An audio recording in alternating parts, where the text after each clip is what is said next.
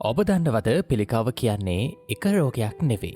එක විදියට හැසිරෙන රෝග 100කටත් වඩා එකතුවක් බව. ඒ විතරක් නෙවෙයි ලෝකේ සෑම මිනිසෙක්ම Tamanගේ ජීවිත කාලය තුළ පිළිකාවකට මුහුණ දෙන්න ඉඩ තියෙනවා. ඒත් ඔබ කවදාවත් හිතලා බැලුවද පිළිකාවක් හැදෙන්නේ කොහොමද? ඒක හොඳ කරන්න මෙච්චර අමාරු කියලා. හිතේ ඇතිදේ අතේ ඇති මුදලට ෆ්‍රී ඇන්ඩ් ෆාස්ට් ඩිලිවරි සමග buymore.lk අපෙන් ස්මාර්ට් විදියට ෂොප් කරන්න ඔබත් එන්න.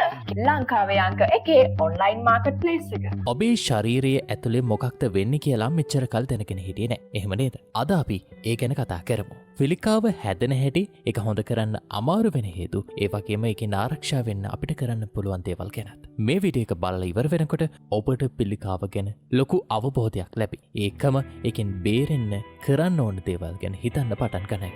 ඉතින් මේ ගැන සවිස්තරාත්මකව තොරතුරු දැන ගැනීමට රැඳී සිටින්න අදත් වීඩියෝවේ අවසානයේ තෙක්. වීඩියෝ එකට යන්න කලින් අපේ channel එක තාම subscribe කරලා නැත්නම් subscribe කරලා bell icon එක click කරන්නත් අමතක කරන්න එපා.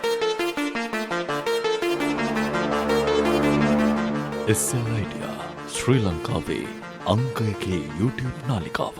පිළිකාවක් කියන්නේ මොකක්ද?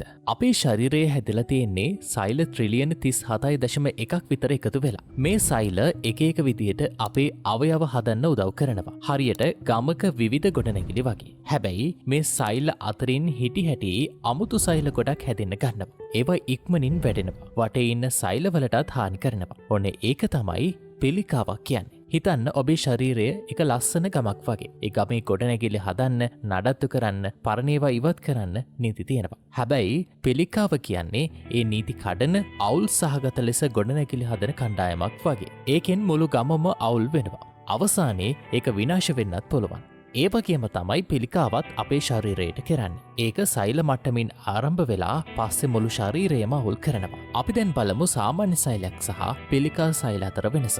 සාමාන්‍ය සෛලයකට තියෙනවා නිශ්චිත වැඩපිළිවෙලක්. ඒවා හැදෙනවා, වැඩෙනවා, අවශ්‍ය වෙලාවට අලුත් සෛල හදනවා. ඒ වගේම කාලය එක්ක විනාශ වෙනවා. හැබැයි පිළිකා සෛලවලට මේ පාලනේ නැහැ. ඒවා වේගෙන් වැඩෙනවා, අලුත් සෛල අසීමිතව හදනවා, විනාශ වෙන්නෙත් නැහැ. හරියට නගරයක ඉඩකඩ අල්ලගෙන අනිත් ගොඩනැගිලි වලටත් බාධා කරන ගොඩනැගිලි සමූහයක් වගේ. ඊටත් වඩා සාමාන්‍ය සෛලයක් එක තැනක ඉන්නවා. ඒත් පිළිකා සෛල ශරීරයේ වෙනත් තැන්වලට ගිහින් වර්ධනය වෙනවා. මේකට අපි කියනවා පිළිකා පැතිරීම කියලා. උදාහරණයක් විදියට පියුරු පිළිකාවක් මුලින් පියුරේ හැදුනත් පස්සේ ඒ සෛල අස්ථි අක්මාව හෝ මොලේටත් ගිහින් වර්ධනය වෙන්න පුළුවන්. ඒක නිසා පිළිකාවක් හඳුනා ගත්තම ඒක පාලනය කරන්න ලේසි නෑ. පිළිකාවක් හැදෙන්නේ කොහොමද?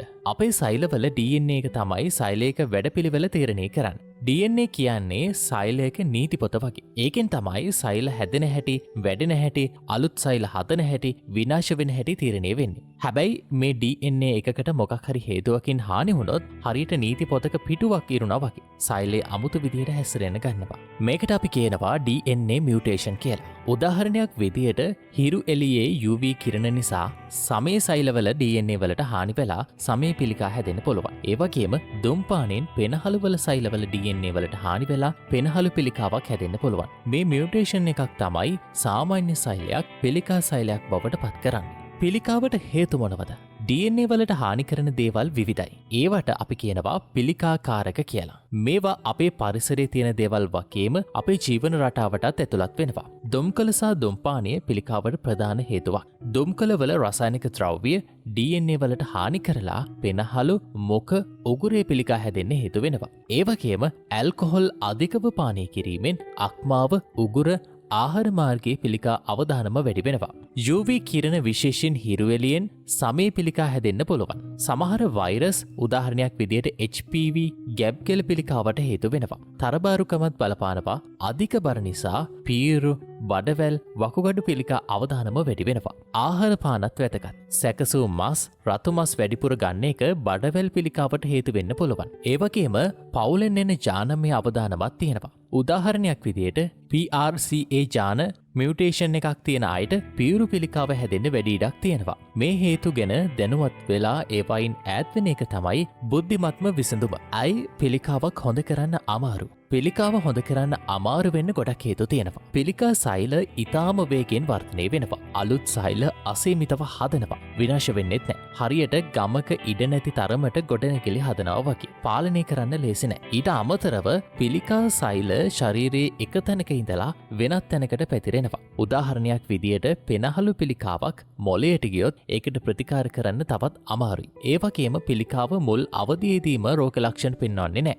බඩවැල් පිළිකාවක් ගොඩක් වර්ධනය වෙනකම් ඔබට දැනෙන්නේ නැති වෙන්න පුළුවන්. ඒ වෙනකොට ප්‍රතිකාර කරන්න පරක්කු වැඩි.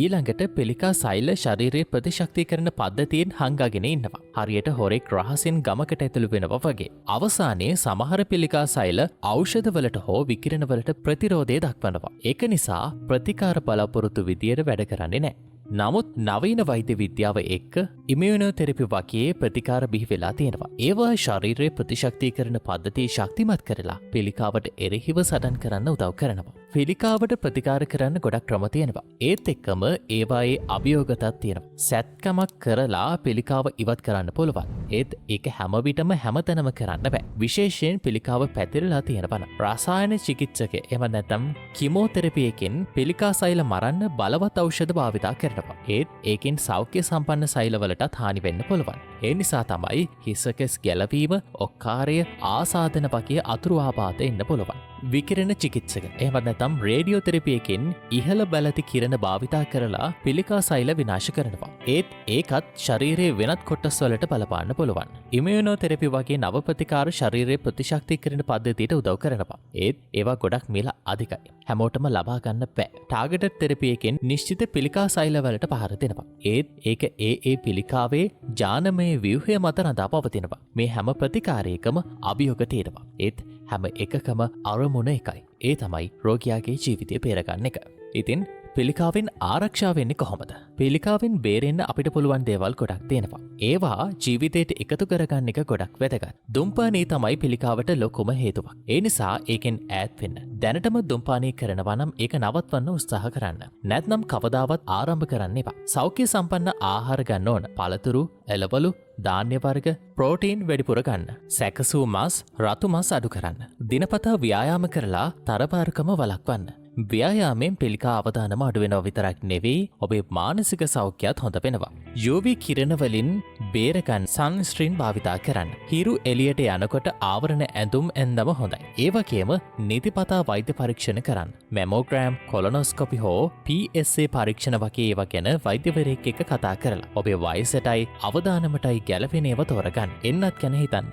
HPV එන්නත ගැප්ගැල පිළිකාවෙන් ආරක්ෂා වෙන්න උදව් වෙනවා. හෙපටයිටිස් B එන්නත අක්ම පරීක්ෂාවෙන් බේරෙන්න උපකාරී වෙනවා. මේ සරල පියවර ඔබේ ශරීරයට එකතු කරගන්න. ඒකින් පිළිකාවෙන් බේරෙන්න ලොකු ඉඩක් ලැබෙනවා. ඒ වගේම ඔබේ ශරීරයත් ලස්සන වෙනවා. ඉතින් පිළිකාව කියන්නේ සංකීර්ණ රෝගයක්. ඒත් ඒ ගැන දැනුම තියෙන එක ඔබට ලොකු ශක්තියක්. අද අපි කතා කළා පිළිකාව හැදෙන හැටි, ඒක හොඳ කරන්න අමාරු වෙන හේතු, ඒ වගේම ඒකෙන් ආරක්ෂා වෙන්න පුළුවන් දේවල් ගැන. දැන් ඔබට ඒ ගැන හොඳ අවබෝධයක් තියෙනවා. එහෙම නේද? ඉතින් මේ දැනුම භාවිතා කරලා ඔබේ ජීවන රටාව වෙනස් කරන්න. පිළිකාකාරක වලින් ඈත් වෙලා සෞඛ්‍ය සම්පන්න ජීවිතයක් ගත කරන්න. ඔබ මේ ගැන තවත් කෙනෙකුට කියනවා නම් ඒකෙන් තව ජීවිත ගොඩක් බේර ගන්න පුළුවන්. මතක තියාගන්න මුල් හඳුනා ගැනීම ජීවිතේ බේර ගන්නවා. එහෙමනම් මේ වීඩියෝ ගැන කමෙන්ට් එකක් දාන්න අමතක කරන්න එපා. වීඩියෝ හොඳයි නම් වීඩියෝ එක ලයික් එකක් දාලා අපේ channel එක තාම subscribe කරලා නැත්නම් subscribe කරලා bell icon එක click කරන්නත් අමතක කරන්න එපා. එහෙමනම් තවත් අලුත් වීඩියෝ එකකින් හමු වෙනකම්